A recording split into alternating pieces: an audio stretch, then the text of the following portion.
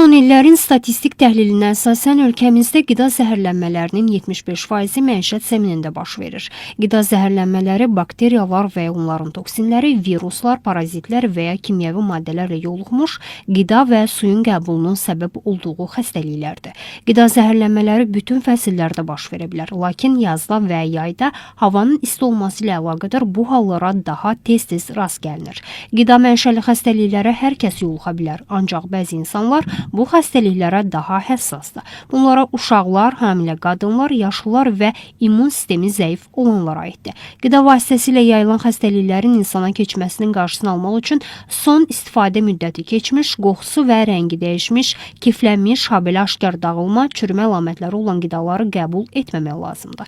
Həmçinin qaynadılmamış süd və süd məhsullarından və qutusu zərər görmüş və ya qapağı boşalmış, qabı şişmiş konserv məhsullarını istifadə etməmək məsləhətdir. Bunlarla yanaşı meyvə və tərəvəzləri axar su altında yaxşı yuduqdan sonra istifadə etmək tövsiyə olunur.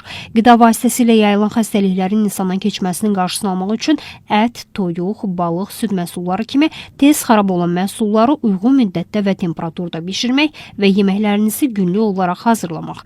Artıq qalmış yeməkləri isə bir dəfədən artıq isitməmək lazımdır. Mütəxəssislər tövsiyə edir ki, yeməkləri hazırlayarkən, bişirərkən və süfrəyə təqdim edərkən şəxsi gigiyena qaydalarına riayət etmək və əlləri yaxşıca yumaq da mütləqdir.